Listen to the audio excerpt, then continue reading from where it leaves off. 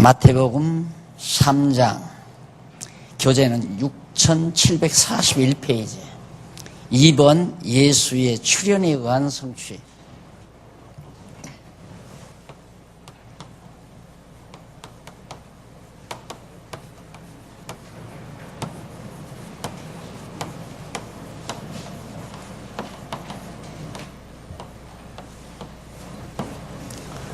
(3장에서) (4장까지)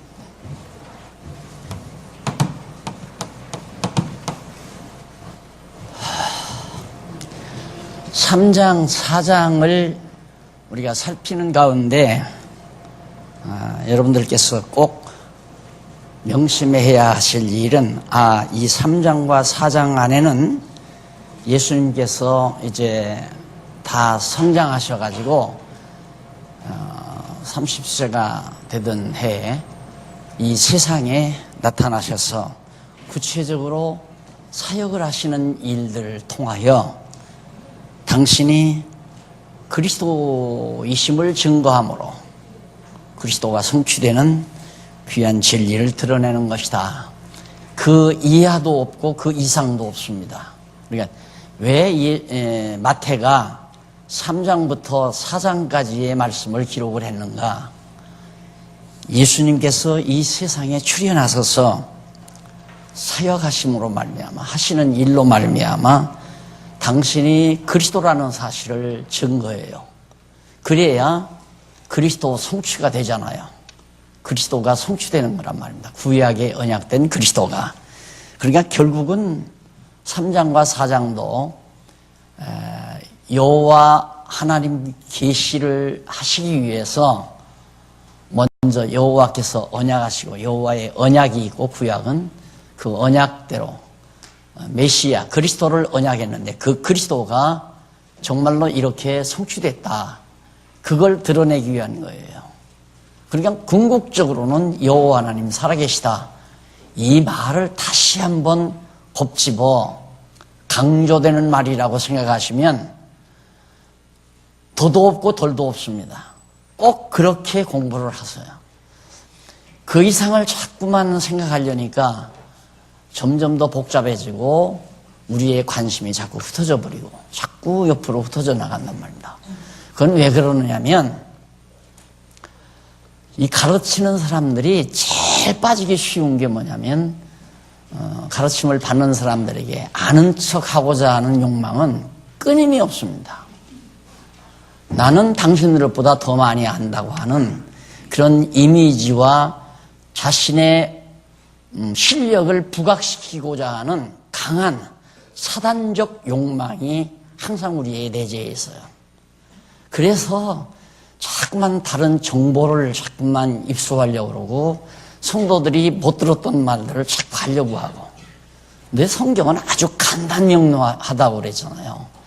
오죽이 제가 답답하면 한때는 제가 성경을 알면 구슬알처럼 남는다고 그랬잖아요. 땡그랗게 구슬알처럼.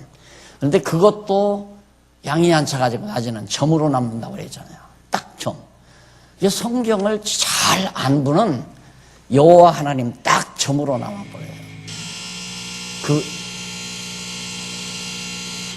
그 이상도 이하도 없는 내용이란 말입니다. 그러니까 제가 이 나이에 여러분들에게 이렇게 단에 쓴 이유는 이걸 강조해 드리려고 쓴 거예요. 제가 30년 동안 잘못한 사과도 할 겸 정말 이제는 여러분들이 지금 교재에 나오는 대로 3장과 4장에서는 예수님은 어떻게 해서 당신이 그리스도이심을 증거해 가지고 그리스도 성취가 확인되게 만들어 가시나. 그리스도가 성취됐다는 말은 여호와 하나님 살아계시다는 증거니까 그거 하나뿐이란 말입니다. 딱. 그러니까 그 이상 더 알려면 그냥 세상 학문 하세요. 철학을 하든가 역사학을 하든가 법률학을 하든가 일반 대학원에 가서 훨씬 많은 정보들이 있어요. 그리고 인터넷에 들어가면 홍수시대예요. 정보 홍수시대. 들어가보면 별의별 말들이 많이 있습니다. 그러니까 오늘 간단하게 정리해 드릴 테니까 정말로 그런가 안 그런가만 확인하고 넘어가겠습니다. 우선 3장과 4장 그 밑에 바로 보면 그 내용 가운데 3장은 요한의 행적에 의해서 성취됩니다. 자, 그러면 요한의 행적이란 예수님이 오셨는데 세례 요한이 너무 작게 6개월 먼저 요한이에요. 요한, 세례 요한이에요. 6개월 먼저 나타나서 예수 오실 것에 대해서 증거하고 앞길을 평탄케 하러 나온 겁니다. 그 이유는 그 이전 한 400년 전 말라기 선지자가 광야에 외치는 자의 소리가 예수님 오시기 전에, 메시아 오시기 전에 반드시 광야에 외치는 자의 소리가 나타난다. 그게 말라기 3장의 마지막 장에 나오는 내용이에요. 그러니까 그 구약에, 이건 구약 아니에요? 구약이란 말입니다. 말라기까지가 구약인데, 말라기가 예언하기를 예수님 이전 한 400년 전에 말라기 선지자가 나타나서 반드시 예수님 나타나기 전에 세례 요한이 먼저, 즉 광야에 외치는 자의 소리가 나타나서 외치게 된다. 그렇게 예언한 대로 바로 3장에는 요한이 나타나 외치는 거예요. 그러니까 여러분들에게 마태가 요한의 사건을 기록한 이유는 요한이 무슨 일을 어떻게 했나, 그게 그렇게 중요한 건 아닙니다. 요한이 무슨 말을 어떻게 했나, 얼마나 오래 했나, 얼마나 강직하게 했나, 그게 중요한 것이 아니라 광야에 외치는 자의 소리인 요한이 나타났다는 말은 곧 그리스도가 온다. 그리스도를 확증하기 위한 사건이라는 거. 그렇게 간단하게 하세요, 그냥. 저처럼 목회하기 위해서 30년 동안 엿가랑 들이듯이 느려서 잡아. 그렇게 하시려면 자세하게 꼬박꼬박 알지 모르지만은 우리는 여호와 하나님 살아계시다는 것만 확실히 알면 되잖아요. 그래서 여호와께서 내 하루하루 일거수일투족, 내 나서부터 죽는 날까지 나를 때에 따라 적당하게 가난하게도 하시고 부유하게도 하고 건강하게도 하시고 병들게도 하시고 곤고하게도 하시고 형통하게 하셔서 나를 하나님의 백성 되기에 충분하도록 연단시키시고 훈련시키시고 성장시켜 가신다. 그렇게 정리하고 나면 살다가 좀 곤고한 날이면 하나님이 나를 또 연단을 시키시는구나. 정말 여호와 하나님 살아계시네.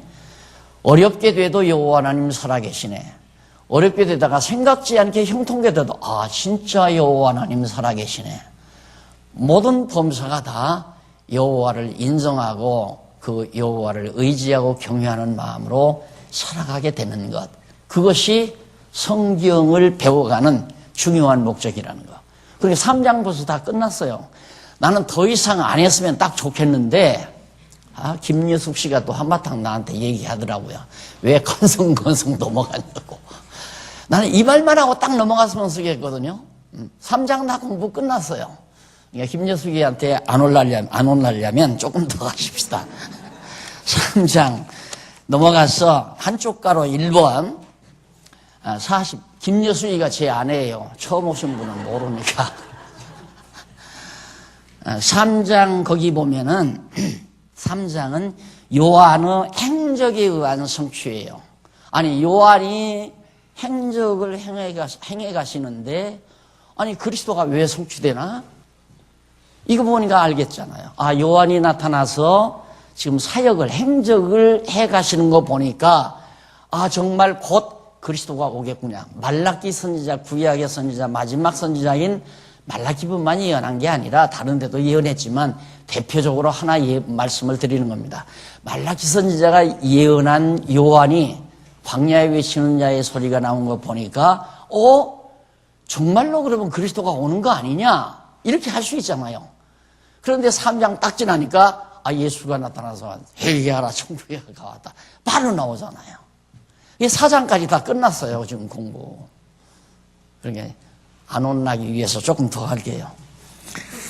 자, 거기 보면 3장 1절로 12절까지 보면 세례 요한이 광야의 행적을 통해 성취하고 13절로 17절은 요한이 물로 세례를 베푼 행적에 의해 성취한다. 광야에 외치는 자의 소리가 나온다 했으니까 광야에서 행적이 나와야 되잖아요. 그래서 광야의 행적이 나온 걸 한 단락을 만들어 놓은 거고요. 그 다음에 세례는 그리스도에게 세례를 붙어서 하나님의 의를 이루는 것이, 예수님에게 세례 요한이 세례를 베풀어서 하나님의 의를 이루는 것이 옳기 때문에, 그래서 이제 세례 베푸는 일을 또 한 단락으로 만들어 놓는 거예요. 그러니까 저로서는 교재를 쓸 때 다 단락단락 만들어서 김밥을 말아 놓은 거예요. 쉽게 말하면 잡수시기 좋게 딱딱. 그렇게 읽기만 하면 잘 들어가게 돼 있어요. 그러니까 지금 예습하고 오시라고 했으니까 다 읽어보셨겠죠. 6장까지. 자, 그렇게 정리가 돼서 우선 광야의 행적에 의한 성취가 3장 1절로 12절인데 이쪽 43페이지 거기 보면 하나 더 해야지. 구체적으로 보시고 넘어가십시다. 이쪽 42페이지 중간에서 조금 내려와 보면 일찍이 나오죠. 6742페이지 중간에서 조금 문단 바뀌어진 데 보면 일찍이 여호와 하나님께서는 선지자들의 예언을 통해 여호와의 크고 두려운 날이 이르기 전에 광야에 외치는 세례 요한을 보내실 것을 언약하신 사실이 있다. 이사야 40장 30절, 말라기 4장 5절. 아까 저희가 3장이라고 했는데 죄송해요. 4장 5절입니다. 저 그냥 틀린 데 많아요. 단어도 틀리고 접속사도 틀린 데 있을 거니까 그건 여러분들이 고쳐서 들으시면 되고, 나도 사람이니까 틀리죠. 그러니까 4장 3절 이 내용이 바로 지금 요한이 행적을 행하는, 요한이 광야에 나와서 사역을 하는 근거다 이 말입니다. 구약적인 근거. 왜 그러냐면 구약의 언약이 여기서 이루어져야 하니까, 성취돼야 되니까. 그러면 성취되는 사건을 말하려면 언약 사건을 얘기해야 되잖아요. 그러니까 성취되는 사건에 대한 근거는 구약의 언약이란 말입니다. 그래서 이사야 선지자의 언약, 말라기 선지자의 언약을 제시해 드린 거예요. 그럼 이쪽으로 다시 넘어와서 43페이지 3장 1절로 6절에 보면 예언대로, 이 말이 중요하죠. 예언대로. 누구의 예언대로? 이사야와 말라기 선지자의 예언대로. 거기다가 예언대로 하지 말고 그냥 이사야 선지자와 말라기 선지자의 예언대로면 문장도 길어지고 책 페이지도 두꺼워지고 그러면 좋지 않겠어요? 그러죠? 그걸 요구하는 분들이 참 많아요. 그래서 나는 왜 그렇게 쓸데없는 장난을 하냐. 장사할 테면 모르지만. 그러니까 아주 공부를 차근차근 하는 분은 딱 예언대로만 해도, 이사야, 왜 앞부분에서 근거 제시할 때 이사야와 말라기 예언 얘기했잖아요. 그러니까 그 예언대로 요한이 광야에 외치는 자에게 세례를 받으시는 그런 내용으로 성취가 된다. 세례를 받음으로 성취가 된다는 얘기입니다. 그때 세례 요한이 이르러 유대 광야에서 전파하여 가로되 회개하라 천국이 가까웠느니라 하였으니 저는 선지자 이사야의 말씀하신 자라. 다 나오잖아요, 성경에. 성경에 이사야가 벌써 말씀했어요. 광야에 외치는 자의 소리가 있어 가로되 너희 주의 길을 예비하라. 주의 첩경을 평탄케 하라.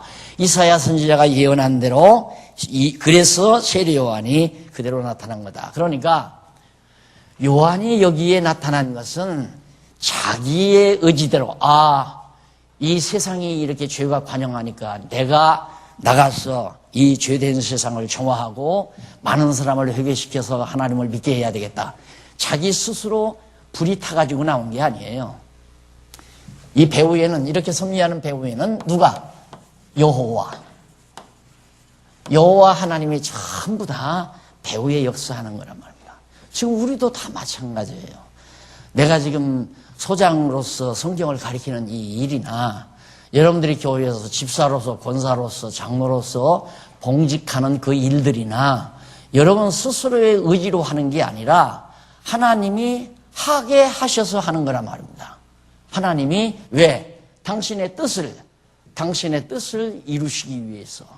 요한도 마찬가지로 하나님께서 당신의 정하신 뜻을 이루시려고, 즉 그리스도를 보내시려고, 또 그리스도임을 증거케 하시려고 요한을 보내가지고 선지자의 예언대로 이루려고 그런 것이다. 그리 넘어가서 보면 회개하라고 요한이 외쳤죠.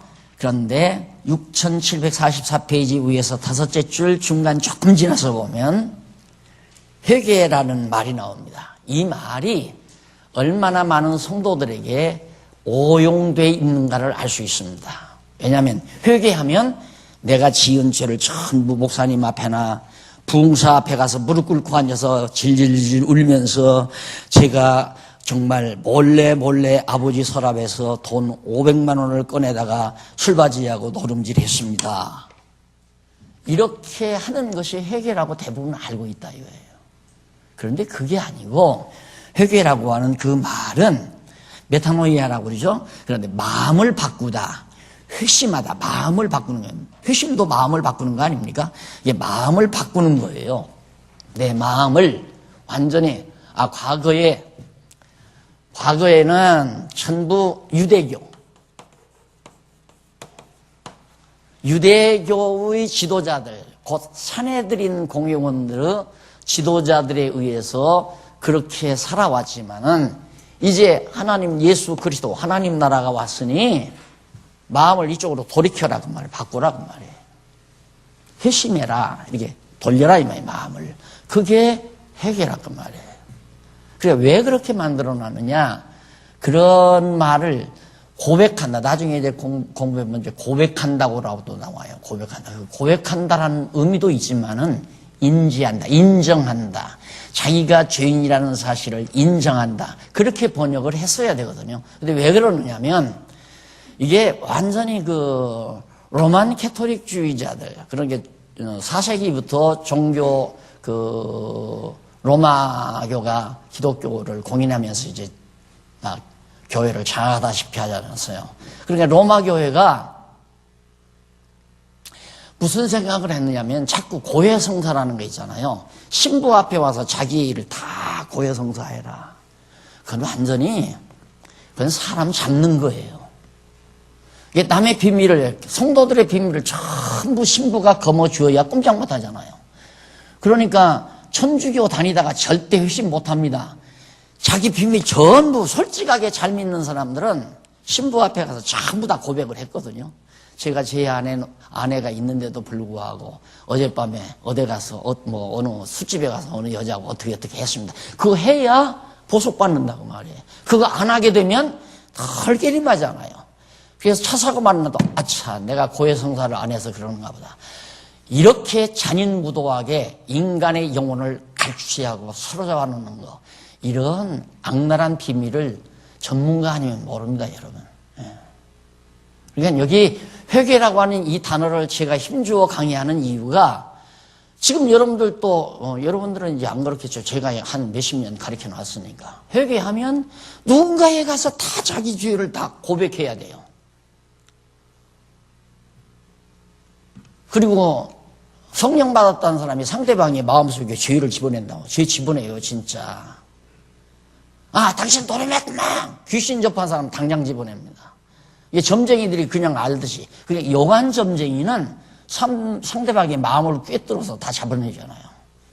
이게 과거에 성령 받았다고 하는 분들이, 성령 충만 받았다고 하는 특히 권사님들이, 그리고 부흥사들이 딱 눈 부릅뜨고 딱 나타나면 다 고백해요.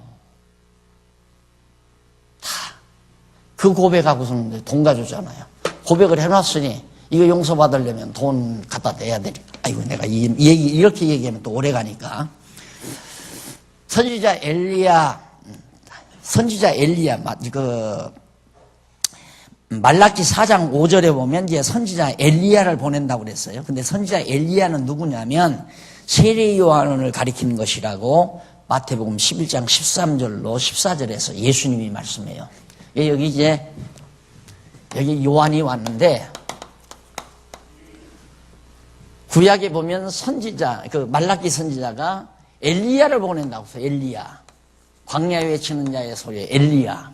그러니까 제자들이 있다가 예수님에게, 아니, 왕이 오시기 전에, 그리스도가 오시기 전에 엘리야가 나타난다는데 어떻게 엘리야가 안 나타납니까? 라고 물으니까 예수님께서 너희가 믿을진데 오리라한 엘리야는 세례 요한이 바로 그 엘리야다.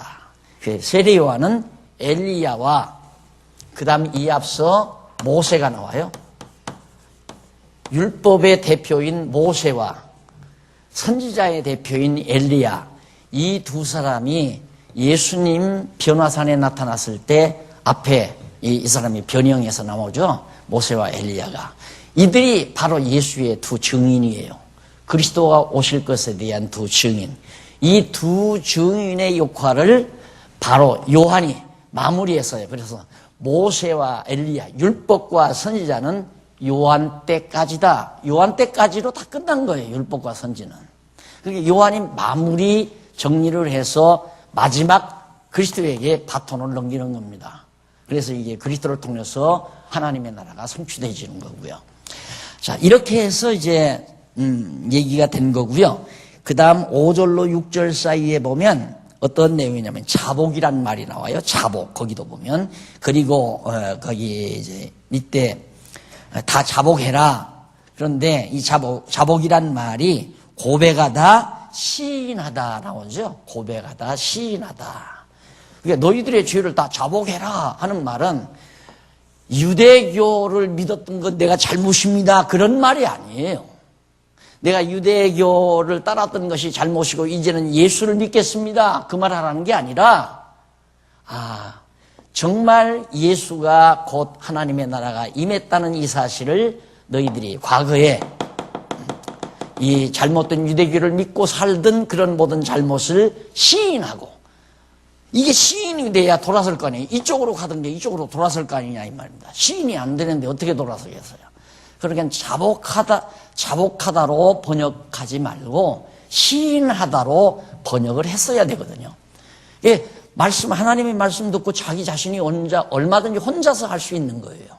그런데 이 지금 현재 이 우리 번역본은 어떤 지도자 밑에, 어떤 권위자 밑에 내가 있어가지고 이 사람에게 내가 고백도 하고 자복도 하고 회개 일일이 내 잘못을 다 말하기도 하고, 그리고 이 사람에게 다 내 죄를 고백도 하고, 그렇게 지금 번역을 해놨어요. 그게 아니고 바로 내가 마음을 돌이켜서 자백하라, 시인이라 이 말이에요. 내가 잘못했다는 거 내 스스로 시인하고 돌이켜라. 이것이 올바른 다른 개념이라는 것을 여러분들이, 그러면 이게 필요 없잖아요. 이건 바로 교사일 뿐이에요. 교사. 즉 세례 요한은 교사라, 가리키는 자라 이 말입니다. 세례 요한 앞에 가서 너들 죄 다 고백해라. 그러면 그 많은 사람들의 죄를 다 일일이 고백받으려면 몇 달 걸려도 밤잠 안 자고 계속해서 와서 고백하는 사람이 5분씩 10분씩 고백한다면 얼마나 많은 시간이 걸리겠어요. 말도 안 되는 얘기죠. 그러니까 마음을 돌이켜서 내가 시인이라, 내가 정말 그리스도를 영접하도록 돌이켜가지고 그리스도의 힘을 시인해라 그 말이에요. 자백하라 이런 말은. 자, 그래서 거기 보면 세례란 말은 또 뭐냐? 세례를 줬다. 그래 계속해서 지금 침례교는 맵티즈마가 뭐 잠그다라는 의미니까 그건 절대 물속에다 풍덩 집어넣어서 세례를 줘야 된다. 그런 얘기거든요. 근데 그건 상징성이에요. 상징성. 그게 뭐냐면 거기 보면 담그다. 맞아요. 맵티즈마란 말이 담그다. 맵티조란 말이 담그다. 아니면 물에 빠뜨려 멸망시키다. 그러면 제대로 침례교에서 주장하는 대로 침례를 베풀려면 물속에다 푹 집어넣어서 건지지 말고 죽여버려야 돼요. 물속에 빠뜨려, 물에 빠뜨려 멸망시키라고 그랬잖아요. 그러니까 이건 상징성이라 말입니다. 이게 물에 들어간다는 건 죽음을 상징하는 거거든요. 그 다음 물에서 올라오는 건 삶을 상징하는 거고. 그래서 물에 들어가는 건 과거에 잘못된 길로 가던 나는 물에다 집어넣어서 죽이고, 이제 새롭게 올바른 그리스도를 향해서 살아가는 나는 살아난다. 그래서 거듭나고 중생하는 것에 대한 하나의 상징성을 가지고 있는 것이 세례입니다. 그러니까 이제는 세례 요한의 물세례는 예수 그리스도로 하여금 끝난 거예요. 그러니까 예수 그리스도가, 예수님이 우리를 다 대표해서 물세례 다 받았잖아요. 처음에 예수님이 조금씩은 나오지만 예수께서 세례 요한에게 물세례 받으려니까, 아이고 어떻게 당신이 나한테 그러지 말아라. 네가 나에게 함으로 이것이 하나님의 의를 이루는 것이다. 그 하나님의 의라는 말은 뭐냐면, 아까 말했잖아요. 모세와 엘리야, 그러니까 율법의 대표 모세와 엘리야 선지자는 사실 시편도 선지서예요. 다 예언이니까. 그러니까 율법과 선지가 전부 구약성경 다란 말입니다. 이 구약성경은 나를 구약성경에 의해서 정죄된 나는 죽이라 그 말이에요. 내가 죽겠다, 대신 죽겠다. 그걸 예수님이 세례를 받음으로 물속에 들어감으로 상징적으로 보여주는 거예요. 그리고 다시 이제 그리스도를 믿는 자들로 하여금 다시 살게 하려고 예수님이 물에서 올라오니까 바로 비둘기가 임하고 하늘에서 음성이 나, 이는 내 사랑하는 아들이요 나오잖아요. 이렇게 함으로 그것이 하나님의 정하신 뜻, 의로운 하나님의 의로우신 뜻이다. 그렇게 해라.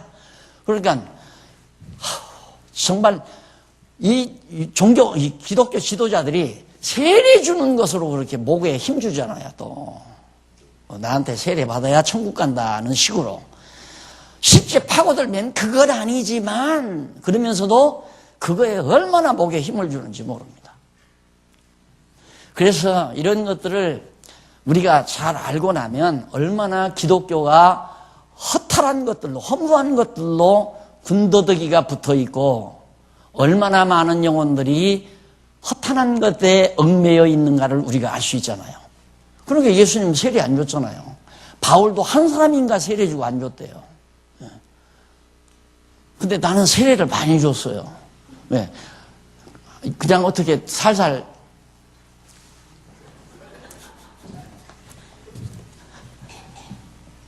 그 안 하면 또 이단이라고 3단이라고 막 하니까. 세례 안 줬다고 이단이면 예수님도 이단이고 바울도 이단이죠. 그러니까 그런 세례와 같은 의식과 절차를 만들어 놓고 바로 지도자들의 권위를 확보하는 거예요. 이것이 너무너무 치졸하게 보이니까 답답하잖아요. 그래서 이 시간도 제가 강의를 하는 겁니다. 그전에는 조금 얌전히 했죠. 죽을까봐. 이단으로 죽을까봐. 근데 이제는 목사 그만뒀으니까 목사 이단 죽이고 말 것도 없으니까 조금 세게 하려고 해도 내 입이 거칠어질까 봐서 좀 세게는 못하겠는데, 참 말도 못해요. 말도 못할 정도예요. 그러니까 소위 순진하면, 일반적으로 말하면 순진하면 당하는 거고, 노골적으로 하면 병신이니까 당하는 거고, 무식하니까 당하는 거예요. 모르니까 당하는 거죠, 다. 그래서 그 다음 이제 세례 요한이 3장 7절로 12절에 보면 65페이지에 나오죠. 45페이지에 7절로 12절에 보면 바리새인과 사두개인에 대한 심판을 선언을 합니다. 요한이 많은 바리새인과 사두개인이 세례 베푸는 데 오는 것을 보고 이르되 독사의 자식들아 그러잖아요. 해도 괜찮은데 우리나라 사람들은, 우리들의 어감으로는 내가 만약 이 독사 새끼야 그러면, 야 목사가 어떻게 저렇게 험한 소리를 하느냐. 근데 세례 요한이 했어요. 예수님도 그랬고요. 여기서 세례 요한이 바리새인들, 서기관들, 왜 그러냐면 이게 중간사라고 그러거든요. 선지자의 예언이 딱 끝나고 이때가 이제 헬라 제국이 유대 나라를 지배하고, 그 다음 후기에는 로마가 이제 등장해서 유대를 지배할 때, 예수님이 오실 무렵에는 로마가 지배했잖아요. 로마 제국이. 그때 누가 여기서 유대교의 권력을 잡았느냐면 산헤드린 공회원들이 권력을 잡아서 유대교 권력을. 산헤드린 공회의 회원은 누구냐면 장로. 거기에 밑에 이제 바리새인 서기관들. 이런 사람들이 바로 산헤드린 공회원들이에요. 지금으로 말하면 총회죠. 장로 목사들이 모여서 만들어 놓은 총회. 똑같아요. 다른 거 없어요. 이 사람들이 법을 뭘로 만들었냐면 탈무드. 이 두 개는 왜 놓으세요? 잘, 나도 이거 자꾸 탈무드 잊어버려가지고. 산헤드린 공회 탈무드. 여러분 체제개혁할 때 다 들었잖아요. 이 탈무드가 법이에요. 이들이 만들어 놓은 법. 조항이 한 3,000가지가 돼요. 3,000여 가지. 그러니까 계명이 십계명 아니에요. 십계명을 규례와 율례로 만들어 놓고 율례와 법도로 만들어 놓고 이것을 더 확대해서 3,000가지의 법률로 확대해서 만들어 놓은 그런 것들이 여기 이제 탈무드라는 거거든요. 지금 탈무드 공부랑 유대인들이 저렇게 해서 확 잡아놓은 거예요. 그러니까 그 안에서 벗어날 수가 없는 거예요. 이 권력자들이, 종교 지도자들이, 유대교 지도자들이. 그러니까 요한이 그들을 향해서 산헤드린 공회원들, 특히 여기 나오는 바리새인과 서기관들, 이들을 향해서 이 독사 새끼들아. 독사 새끼가 어디로 조상이 올라가느냐면 에덴으로 올라가요. 에덴. 뱀, 옛뱀. 계시록에 나오죠? 옛뱀이요, 마귀요, 사단이다. 그러니까 뱀치고도 가장 지독한 독사 새끼들이라 이거예요.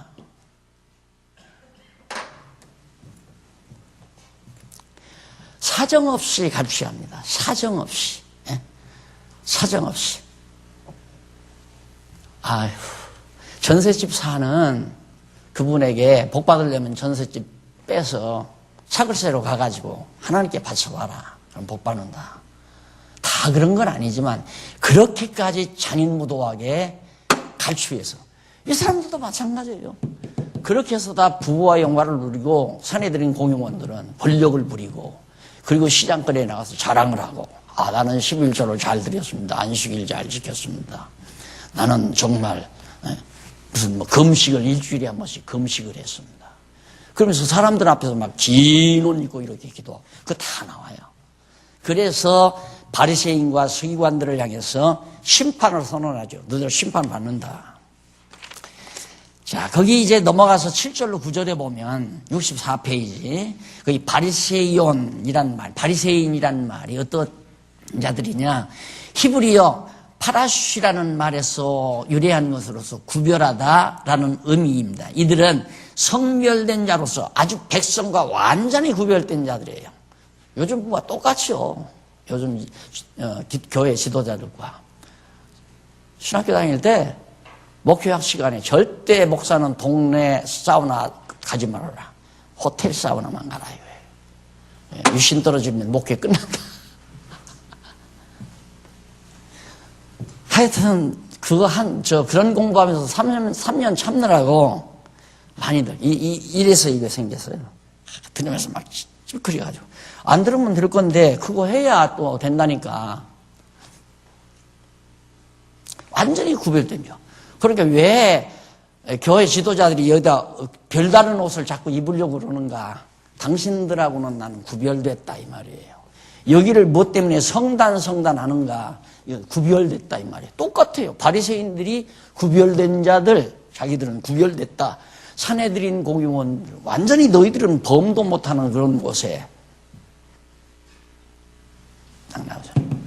그리고 세례 베풀 때도 절대 죄 있는 사람은 떡 못 받게 하잖아요. 성찬식 할 때. 나는 어려서 그거 못 먹고 얼마나 울었는지 모릅니다. 못 먹은 이유가 학교 다닐 때 그리고 오이 따먹는데 같이 동참해가지고 그게 생각이 나가지고 도저히 내가 성찬 떡을 못 받아먹겠어. 그걸 주위에 몸을 범하는 거래요. 목사가 그렇게 가르쳐요. 그런데 다른 사람은 덕음덕음 다 잘 먹는 거라요. 그래서 오늘이 된 거예요. 그런 것 때문에 고민했던 내가 오늘이 된 거예요. 그래서 다시는 여러분 말씀 공부하는 분들은 그런 것들에 사로잡히지 말라고, 그래서 이렇게 꼬박꼬박 적어놓기도 하고 기록해놓기도 가르치기도 해드리고 그러는 겁니다. 그 다음 이제 구별된 자로서 율법을 비롯한 전통을 따르며 영원, 불멸, 부활, 내세, 천사 존재 이런 것들을 다 믿는 자들, 비교적 보수계에 속하는 사람들이죠. 그런데 다만 자기들을 우월한 존재로 구별해 놨다는 것. 그래서 오만하고 자만하고 백성들을 늑탈하고 하는 이런 것들이 이제 나쁜 짓이죠. 그 다음 이제 사두개는 뭐냐? 사두개, 이들은 모세 오경 위에는 모든 전성을 모세 오경만 받아들여요. 모세 오경만. 그리고 부활도 믿지 않고 내세도 믿지 않고 부활도 내세도. 그러니까 완전히 요즘에 자유주의 신학자들이나 똑같은 거고요. 예나 오늘이나 하나 다름없어요. 둘 다 사두개인도 독사 새끼들, 바리새인들도 독사 새끼들이에요. 한번 가만히 눈 보세요. 독사 새끼 같은가 안 같은가. 사정 없어요. 사정. 자기들의 권위를 확보하기 위해서는 사정이 없다 이 말입니다. 여러분들이 이런 강의를 들으면 박 목사가 왜 은퇴를 했나, 은퇴가 아니라 사표를 냈나, 당회장 사표를 왜 냈나, 그런 배경이 전부 다 이런 데서 나오는 배경에서 이루어지는 겁니다. 그러니까 일반적으로 지금 나를 오해해가지고 안 나오는 분들인데 뭐라고 오해하느냐면, 박 목사님 왜 나이 드셔가지고 공연히 고생을 자주하는데 난 도대체가 이해가 안 갑니다. 노골적으로 나한테 그렇게 얘기를 하더라고요. 이 사람 봐라, 이거 또 병득이를 겪구나 했더니 아니나 다를까 요즘 안 나오잖아요. 왜 쓸데없는 짓 하냐 이거예요. 그냥 옛날처럼 그냥 하지. 근데 난 죽어도 못하겠어요. 진짜. 자, 그 다음 넘어가서 10절로 12절에 보면 예수께서 바리새인과 사두개인을 향해서 그리스도가 성령과 불로 심판하신다는 요한의 경고를 통해서 증거하는, 거기 경고에 의해라고 해야 하는데 이 교정 보는 양반들이 경고에 의해 증거하신 내용이다. 주어가 예수님이니까 거기다 의해를 좀, 죄송합니다, 거기 하나 의해 붙여주십시오. 그래서 불로, 완전히 심판의 불로 이제 멸망하는 거죠. 그 다음에 불로 태우시리라. 그러니까 알곡은 곡간에 모아드리고, 예수님이 손에 키를 잡고 곡간에 모아드리고, 알곡은 모아드리고, 쭉정이 알곡, 이거 다 너들은 다 쭉정이다 이거예요. 예, 이 사내들인 공용원들, 탈무드로 인간을. 그래서 대한예수교 장로의 헌법을 제가 다 박살내면 우리는 그거 용인 안 한다, 받아들이지 않는다. 왜? 탈무드 같은 존재니까. 성도들에게 신앙의 자유를 주기 위해서, 신앙 양심의 자유를 주기 위해서 말하는 게 아니라 성도들을 이 규제 안에 딱 가둬놓기 위해서 만든 하나의 철장과 같은 거기 때문에 확 헐어버린 거예요. 그래서 그걸 용납을 안 하는 겁니다. 종교에 무슨 법이 있어요? 하나님 말씀 성경이 있으면 됐죠. 기독교에 무슨 법이 따로 있느냐 이 말입니다. 성경 있으면 됐지. 그 다음 넘어가서 3장 13절로 17절에 보면 요단강 세례에 의한 성취 내용이 나옵니다. 요단강 세례를 통해서 성취하는 내용인데, 첫째가 3장 13절로 15절에 요단강에서 요한에게 세례받기를 원하는 것으로 성취하는 내용입니다. 예수님께서 요한에게, 아까 말씀드렸죠? 요한에게 세례받기를 원했어요. 그러니까 요한이 거부를 해요. 그러니까 예수님께서 아니다, 거부하면 안 된다. 왜냐하면 선지자와 밑에서부터 49페이지 밑에서부터 6째 줄 앞부분에 보면 예수께서 세례 요한에게 물세례를 받으시려는 것은 매우 중요한 의미를 가지고 있다.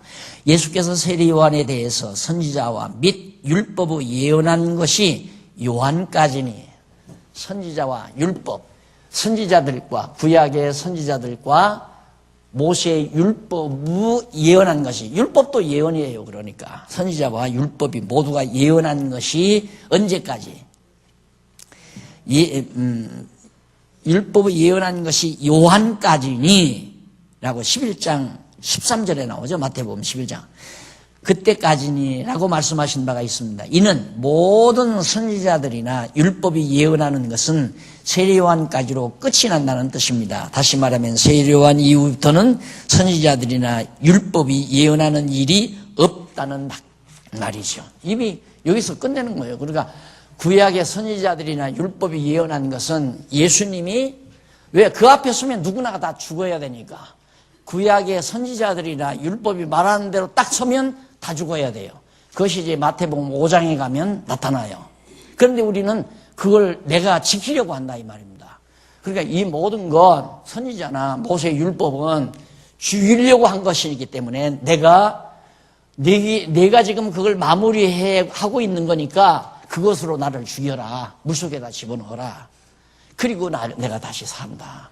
이것이 하나님의 뜻을 이루는 거다. 그리고 예수님이 정말 나를 위해서 죽으셨기 때문에 우리가 살아난 거지, 예수님이 안 죽었으면 내가 죽어야 돼요. 내가.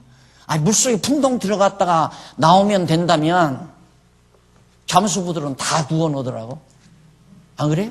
예?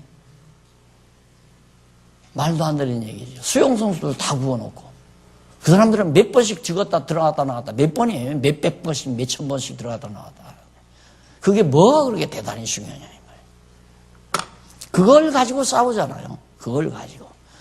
그거 다 헛거다. 장로교 세례받은 건 다 헛거다. 다시 와서 세례받아라. 침례받아라. 이것이 이제 침례교 교단이 말하는, 그러니까 참 치졸한 짓들을 하고 있는 거죠. 자, 16절로 18절. 요한은 16절로 17절에 보면 51페이지에 요한의 세례와 성령의 임함과 하늘로서의 소리로 성취하는 내용입니다. 그러니까 요한이 이제 예수님에게 세례를 베풀어요. 세례를 베푸는데 아까 말한 대로 예수님 머리 위에 비둘기 같은 성령이 임하시는 거예요. 그건 뭐냐면 성령이, 이가 바로 구약이 언약한 그리스도다. 이걸 성령께서 증거하는 거예요. 그리고 그 다음 딱 하늘에서 이는 내 사랑하는 아들이요 내 기뻐하는 자라. 바로 보내심하고 약속하신 하나님의 아들 그리스도이심을 하나님이, 이게 성부가 증거하고 성령이 증거하고 요한이 증거하고 세 사람이 예수가 그리스도이심을 확실히 증거해 주잖아요. 그게 중요한 거란 말입니다. 예, 그걸 드러내기 위해서 바로 예수님께서 세례를 받으신 것이다. 자, 그 다음 넘어가서 4장 넘어갑니다. 4장. 예수의 행적에 의한 성취. 예수님은 어떻게 성취하셨는가? 행적에 의해서 하시는데, 그 가운데 4장 가운데 전반부인 1절로 11절은 시험을 이김에 의해서 성취합니다. 마귀의 시험을 이기죠. 그 다음 후반부 12절로 25절은 복음의 전파에 의해서 성취를 하죠. 복음 전파를 통하여 예수가 당신이 그리스도이심을 증거하는 내용입니다. 그럼 우선 시험을 이김에 의해서, 마귀의 시험을 이김에 의한 성취 내용이 1절로 11절인데 그 가운데 1절로 4절은 55페이지에 나오죠. 돌들로 떡이 되게 하라는 마귀 유혹을 물리침으로 성취합니다. 예수님이 이게 참, 예수님이 40일을 금식을 했어요. 여기서 또 금식 얘기를 하면 또 길어지는데, 금식이란 뭐냐면 고난의 출발을 얘기하는 겁니다. 이 세상에서 가장 육신이 고통스러운 것은 밥만 먹는 거예요. 최고의 고통스러운 거예요. 40일 동안 예수님께서 이제 사역을 시작하시려고 금식을 해서요. 이게 배가 한참 고프단 말입니다. 그때 에덴 동산에 났던 이놈의 뱀, 마귀, 사단. 요 뱀이 옛뱀. 에덴 동산의 밤이 옛뱀이거든요. 첫 아담을 꼬여서 넘어뜨린 이놈이 천사장 가브리엘과 싸워서 쫓겨났잖아요. 세상으로. 계시록에 보면. 세상으로 쫓겨났는데 이거 둘째 아담 예수가 나타났거든요. 너 한번 해보자 하고 달겨든 거예요. 이 사단이, 그러니까 뱀이, 옛뱀이 예수 그리스도에게 사단, 마귀가 나와서 너 배고프냐? 이 돌로 떡 만들어 먹으라. 예수님이 당장 사람이 떡으로만 사는 것이 아니요 하나님의 입으로 나오는 말씀으로 사느니라. 신명기에 나오는 말씀이죠. 그러니까 마귀는 꼼짝 못하는 게 뭐냐면 말씀, 구체적으로 성경 말씀 되면 마귀는 제일 고통스러워해요. 그러니까 이렇게 성경을 가르쳐 보면 내가 성경을 가르치는데 막 견디지 못하고 나가는 사람이 있어요. 뭐 양신 역사하는 사람, 소위 이제 속된 요즘에 하는 말로 양신 역사하는 사람이에요. 그 마귀가 그를 사로잡고 있는데 말씀이 전해지면 막 괴로워 못 앉아 있어요. 그런 얘가 요 근래에도 있었는데 어디 가서 성경을 가리키니까 자꾸 눈동자를 제대로 못 뜨고 두리번두리번하고 들어갔다 나갔다 그래요. 제가 저분을 완전히 귀신이 붙잡고 있구나, 마귀가. 그래가지고 사석에서 만날 기회가 있어서 권사님 양신이 역사하네요. 그러니까 막 깜짝놀라서 펑펑펑펑 울어요. 근데 요즘 그분이 얼마나 열심히 공부하는지 모릅니다. 너무너무 좋아가지고. 예. 하나님의 말씀은 성경 말씀 참고하고 연구하고, 그래서 이 성경 말씀을 늘 일용할 양식으로 잡수고 살면 사단의 영이 우리를 조종할 수가 없어요. 안 돼. 절대 안 되는 거예요. 그래서 우리가 점점 하나님의 사람으로 변화가 되어가는 거지 내 능력으로 되는 게 아니에요. 하나님의 말씀의 능력이죠. 그러니까 말씀을 늘 상고하며 사는 사람이 얼마나 복된 사람인가를 알 수 있잖아요. 오늘 여기 못 나오신 분들은 먹거리 차려. 우리 딸부터도 먹거리 물어나르라 하니까 가지가 못 나왔잖아요. 여러분들은 먹거리가 있으니까 딱 싸놓고 여기 시간 내서 나오셔서 신령한 양식 좀 잡수고 있는 거고. 이거 엄청난 복인지 아셔야죠. 그 다음 이제 떡 만들어 먹으라는 것도 이겨버리고, 그 다음 성전 꼭대기로 마귀가 예수님을 데리고 가서 거기서 유혹합니다. 여기서 뛰어내리라고. 그럼 천사들이 와서 너를 발끈 받아들인다. 그러니까 예수님께서 너희 하나님 여호와를 시험치 말고, 실상 우리 성경에는 뭐라고 나오느냐면 주 너희 하나님을 시험치 말라, 그렇게 나오죠. 주 너희 하나님을 시험치 말라. 근데 거기 주라는 말이 여호와라는 말이에요. 그게 신약 성경에 이게 얼마나 많이 빠졌는지 모릅니다. 이게 구약의 신명기 6장 16절 말씀, 이쪽 57페이지에 보면 나오죠. 구약에 하나님이 여호와를 시험치 말고, 이 말을 예수님이 인용해서 말씀한 건데, 이게 70인역, 다시 말해서 히브리어를 헬라어로 이렇게 이제 번역하면서 여호와 이름을 망령되이 걷지 말라는 그 말 때문에 함부로 여호와를 쓰지도 못했어요. 그래가지고 그걸 바꿔서 주라고 번역한 것이 오늘날 신약 성경에 주라는 말이 다 빠져버린 거예요. 그래서 엄밀히 말하면 주 너희 하나님을 시험치 말라, 이 말이 아니라 여호와 너희 하나님을 시험치 말라, 예수님이 그렇게 말씀한 것이다 라는 얘기입니다. 그 다음 4장 8절로 11절, 경배하면 모두 준다고 마귀가, 이 세상 천지들만 다 준다.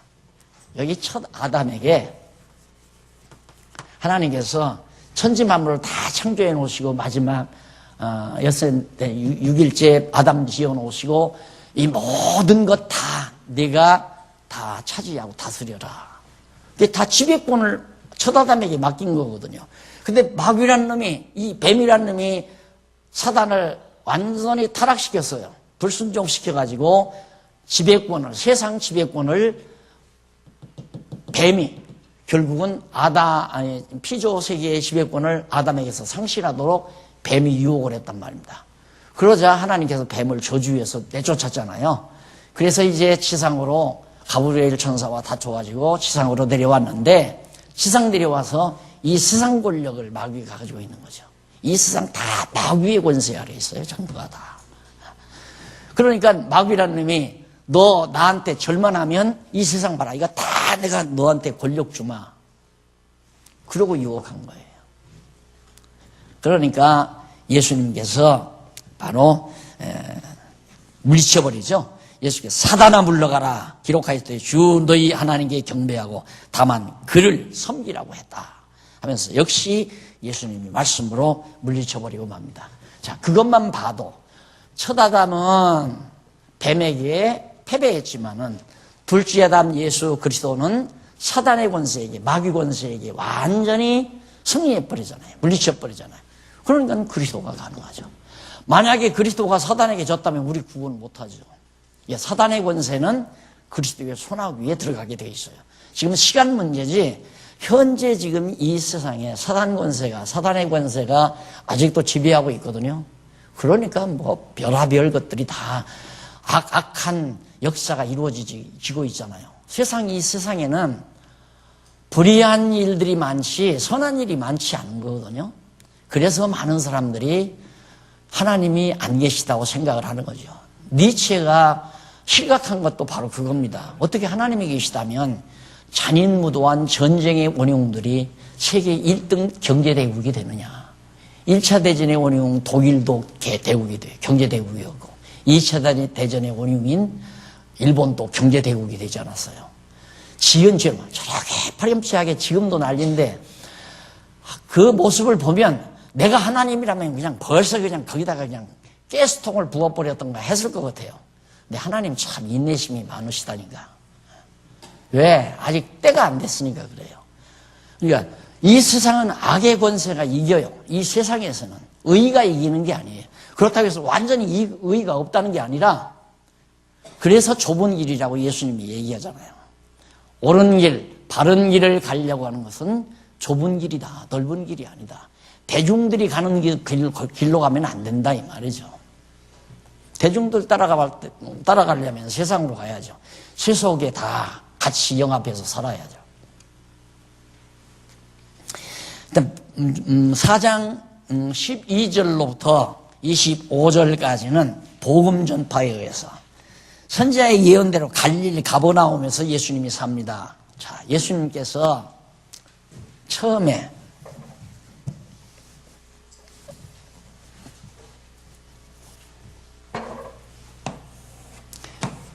예수께서 출생을 하셨는데 출생 헤롯이 아기 예수를 죽이려고 그러잖아요. 그래 죽이려고 하니까 천사가 요셉에게 데리고 애굽으로 가라고 그랬어요. 피해서 가서 헤롯이 죽기까지 거기 있어라. 갔는데 헤롯이 죽었다. 돌아가려고 막 하니까 바로 헤롯의 아들인 안디바스가 다시 왕이 됐다고 그러니까 유대로 가지를 못하고 이방 땅으로, 이방 갈릴리로 갔어요. 그래서 갈릴리로 가서 베들레헴에 나사렛이란 말이 네시르란 말인데 그게 뭐냐면 아주 미약하고 보잘것없는 그런 뜻이에요. 그러니까 누가 보아도 보잘것없고 요즘으로 말하면 이제 뭐 깊은 아주 이름 없는 동네, 그런 보잘것없는 동네처럼 사람들이 잘 알려지지 아니하는 곳, 그곳에 가서 예수님이 은신하면서 사신 거죠. 예수를 죽이려고 하니까. 그래서 피해서 거기서 어린 시절을 예수님이 보냅니다. 그 내용이 바로 여기에 나오고, 그 다음에 17절로 22절에 보면 복음을 전파하며 제자들을 불러 따르도록 그렇게 예수님께서 역사하심으로 그리스도이심을 증거하는 겁니다. 그러면 아까 회개라는 말 나오죠. 예수님도 회개하라, 천국이 가까웠느니라. 그 말은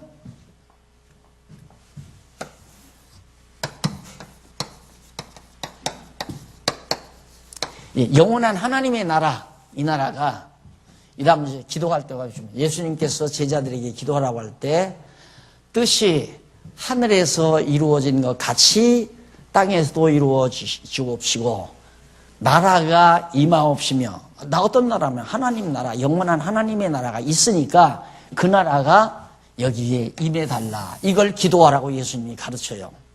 그러니까 여기 보면 천국이 가까웠단 말은 이 하나님의 나라가 여기 가까이 와 있다. 예수 그리스도가 하나님 나라의 왕이시니까 가까워 와 있다. 천국이 가까웠느니라. 회개하라. 이제 마음을 돌이키라.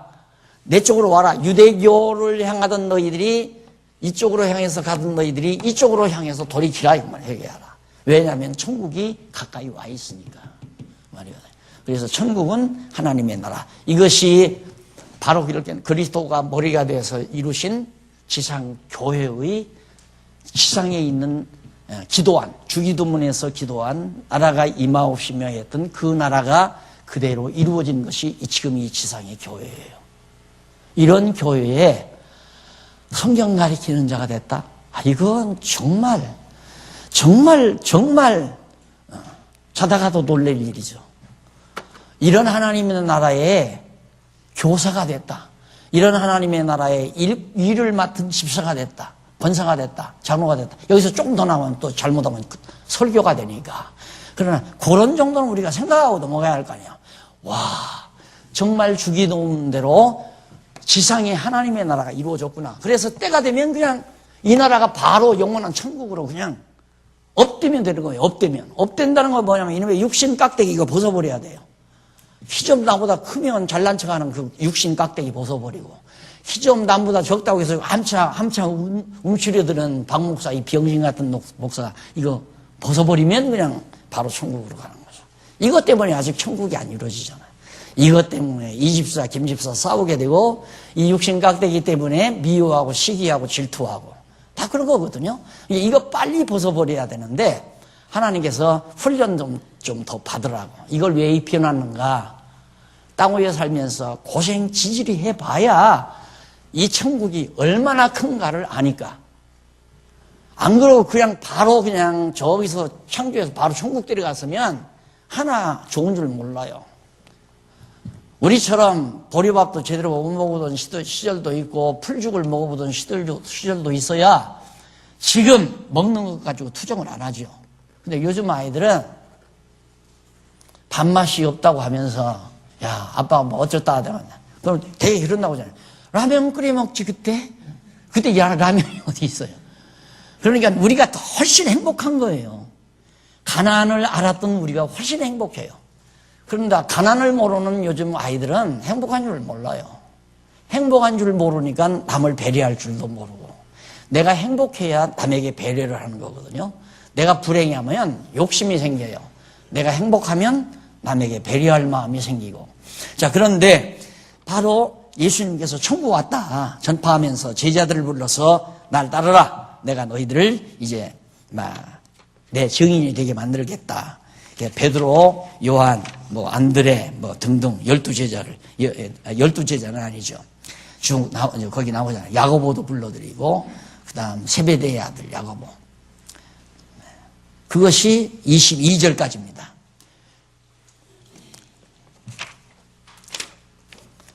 쉬었다가.